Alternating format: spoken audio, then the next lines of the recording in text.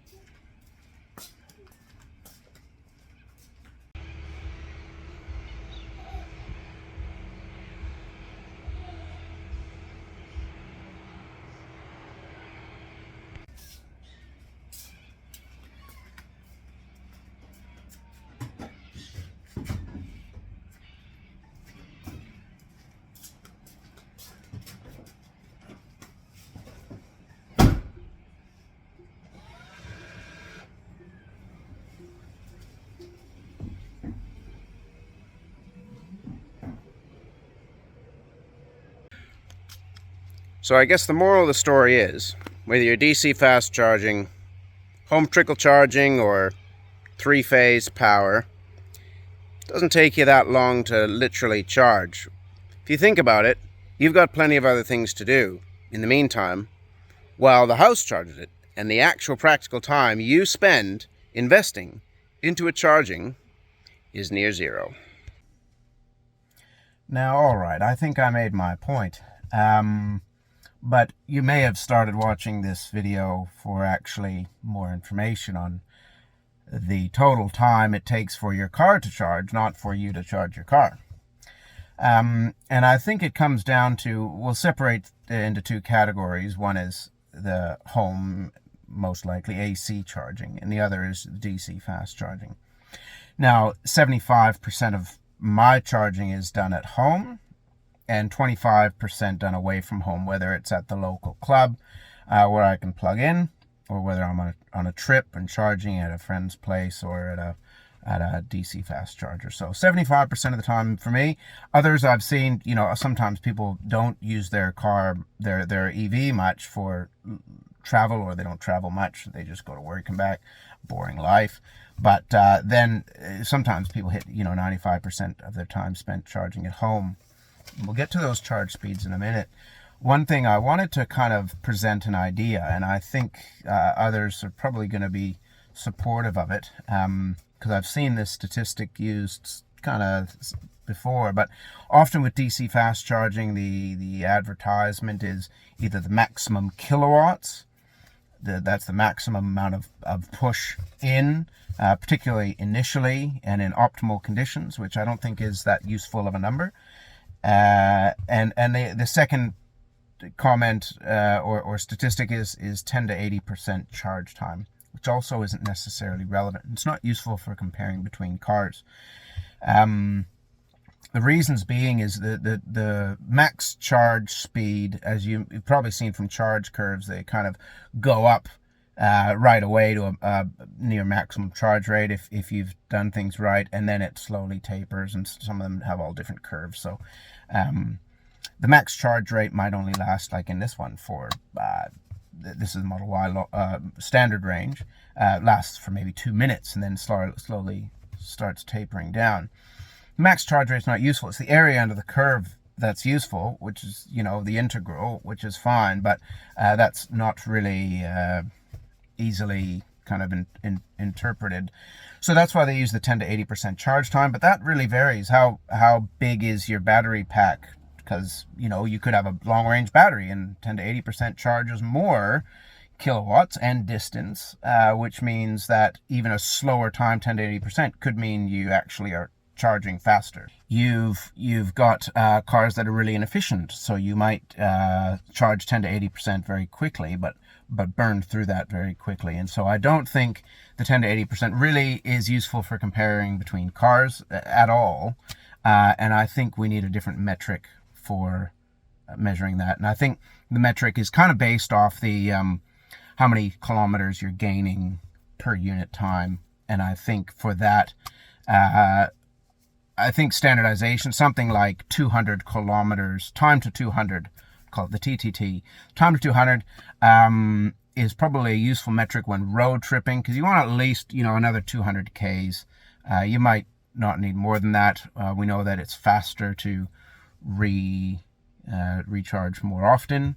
It's a faster way to road trip rather than trying to do the full charge, because remember that charge curve goes down over as your state of charge increases. So time to 200 I think would be a useful way to compare cars. Alternatively, you can look at Tesla Bjorn Nyland's 1,000-kilometer challenge, which takes into account both the range for your first leg of the trip as well as the charging speed for the next leg of the trip.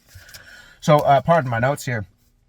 So neither of them, the 10 to 80% doesn't account for the size of the battery pack, the range gain, or the efficiency of the vehicle, and I think it needs to incorporate both. But I mean, coming back to it, the question is, and the question with that is, how much range do you need to recuperate during that charging session? For road tripping, obviously, that's very different than for your home charging. And this is, I think, where we'll go into, we'll revisit AC charging, because the average person drives 32 kilometers in a day in Australia. And so if we kind of use a use case of 40 Ks a day, because a lot of people will probably be driving more than an average, 40 Ks a day is the 75th percentile. So 75% of people drive less than 40 kilometers a day on average. And so using that as a use case, that's in the efficiency with the Model Y, which I've put today as 165 watt hours per kilometer for those interested. 6.6 kilowatt hours you need to recuperate each day. And so how long does it take you to recuperate that 6.6 kilowatt hours? And then also, how long does it take you to recuperate the 200K? So your big day trip, which could be a full charge, but usually you arrive back with whatever 10%. And how long do we need to recuperate that 200 Ks, which could be a road trip, and you need to stay at a Airbnb that's got a charger or something like that. So I'll give some metrics for the 40 kilometer an hour day. How much does it take to recharge your average day, and how much does it take you to recharge your average big day, 200 Ks, which for me a big day is more like 500. But I recharge, kind of going to Adelaide, I'd do a quick charge session and get it back up, maybe 20 minutes to get it back up to come back home. So I'll move to the table that I'll hopefully manage to put up, although I have a difficulty separating the audio and the video because I'm very basic with this sort of thing. It's not my daily achievement. But looking at the chart, I've got the different modalities of charging, and I've got the time to recharge. I've got what it usually costs me, in which case the DC fast charging between Tesla superchargers and the EV charger I used recently, it's 60 cents per kilowatt hour, which is really expensive. Whereas at home, using solar only, solar offset, it's 12 cents kilowatt hour for me is what I'm losing in my credit to feed in. And so looking at DC fast charging, this car charges at peak 170 kilowatts, whereas you can see the AC charging at home is much slower. For me, I'm on 32 amps, so that's 7.5 kilowatt hours. And for that, the average day, 40 Ks, which is more than I drive in the average day, is I probably drive that once a week, 1.1 hours, whereas 200K day on the 32 amp plug is going to take 4.6 hours. Now, I guess I'll talk through a few of these. So your 32 amp is the most you get on a normal kind of single phase system, like a regular house can have a 32 amp plug. 15 amp is kind of your caravan plug if you're stopping in a caravan park, recharging with that, or with your Tesla mobile connector. And a 10 amp is a regular wall plug, although mine seems to just charge at 8 amps still. Then there's the option to do solar only charging, of course, which is a bit more nuanced. It can be, if you've got a big system, it can be as fast as your charging. If you've got a good sunny day and you're not using up a lot of electricity in the house, then you can pretty much just charge you do 200 Ks in a day.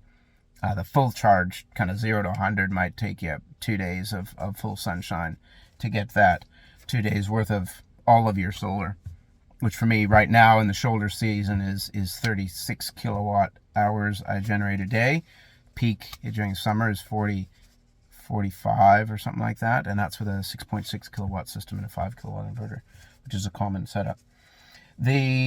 So the solar is really variable, but that's the cheapest because you're not paying for any electricity. You're just losing that feed-in tariff. So nothing's free. It still costs you in what you would be getting paid back. But that can take anywhere from hours to days to not at all. In winter, when I'm using up most of my power with the solar and the battery, I wouldn't get any charge to the car in an average day because I prioritize the battery in the house first and the charging second. It's just the way I have it set up. So it gives you the time, it gives you the costs. The costs for home charging obviously vary because I'm on a variable tariff rate. So anywhere from the shoulder during the middle of the day, the solar sponge, sometimes called, for 27 cents per kilowatt hour, and peak time, which is 42 cents for me. My solar feed-in tariff is 12 cents, which is the highest I think you can get in South Australia, but other people might be higher. Most people are lower, down around that 5 to 10 cents rate. In which case, if you're charging 200 kilometers worth, if you're only getting a 5-cent feed-in tariff that you're losing, it's only costing you $1.75 to get a full 200 Ks, which is just magical. Comparing that to the worst case scenario, the most expensive scenario, which is, you have to go down the road and use a fast charger, and that's going to cost you $21. So that's expensive. I've kind of meshed the 15 amp, 10 amp figures there. You can see it's all kind of lumped together. One's the high cost peak charging scenario, one's the low cost. Doesn't matter whether you're 32 amp, 15 amp, 10 amp. It's all the same cost. Doesn't matter how fast you're taking it from the grid, you still pay the same amount. So that's why I've kind of provided two use cases. They're not specific to what amperage you're charging at. The DC charging is obviously quite variable. And three-phase, I just don't know anything about for three-phase, and I don't think it's typical in residential for people to get that. So you'd have to comment if you've got that. And so that gives you kind of a picture of the cost of charging and the time to charging. You can pause it and have a look at that. And I think that otherwise pretty much wraps it up for the time to charge. And at the end of the day, you plug it in, you set your charge to off-peak. You charge it at work if you got that available, because I think that's the future of absorbing our solar sponge in midday by charging at work with our remote controlled charging. I think that's probably going to be the future. We're not there yet, but it really how much does it take to charge? How long does it take to charge? It really depends on what you're doing day to day, and it might be an hour, it might be 4 hours, depending on how you're set up. At the end of the day, it's not inconvenient at all. I plug it in, and if I want to charge at the maximum rate and not rely on solar, then it takes me an hour or two to usually recuperate what I need, and it depends how high you're charging, because if you've got a lithium iron phosphate LFP pack, then you charge to 100%. I do a couple times a week at least. Whenever it tops up, and my problem is that it's always charged. Whereas if you got one of the long range batteries, the nickel, manganese, cobalt, or something like that, then often the suggestion is that you only top it up to 80% on a daily basis and only do 100% for trips or when you need to, and that sort of thing. So it really depends on use case. I think the 32 amp socket is heaps. I've never been caught out. Rapid charging takes no time. I'll maybe put up a video of my most recent charge if I get around to it, and that's pretty much it. So how long does it take me to charge?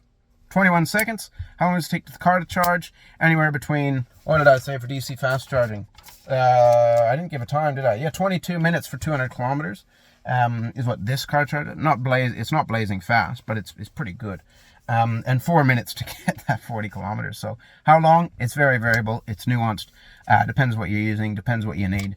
And otherwise, it takes me very little time at home. It's just a no-brainer. And you forget how much it takes you to fill up at the petrol station, which I timed it the other day. It still took me 4 minutes to charge at petrol to fill up the diesel at the petrol station. You still got to go in. There's no prepay in this country, so you literally got to fill up. You got to sit up there, wait in line. They quiz you whether you want, Snickers or Mars bar. or their pie down the bench, and then you pay, and then you go back, and then you go on your way. So I mean, it still takes a few minutes. It still takes you time. When supercharging, you're going to the toilet, you're getting a coffee, in that 10 minutes it takes to charge. So it's not really putting you out at all when you're fast charging, because usually now the cars are charging in 10 to 20 minutes for what you need, and it's no inconvenience. You don't have to sit there and hold the pump, because here in Australia, in South Australia at least, I get told off if I put a clip in the hand trigger. It's against the law here, or something against the rules, where it's not in Canada. You used to have the click things. You whack your little gas cap in there, and you can go do you want when you fill up. But here, no, they'll call you out. They'll stop your pump. You gotta hold it for all 4 minutes, or whatever minutes it takes you, depending on how much you got and whether you got. I usually use high flow for the diesel, so it usually doesn't take me too long. But anyways, that's all the nuances. Not all of them. That's some of the nuances, and my charging experience, which is very convenient. So anyways, feel free to ask any questions.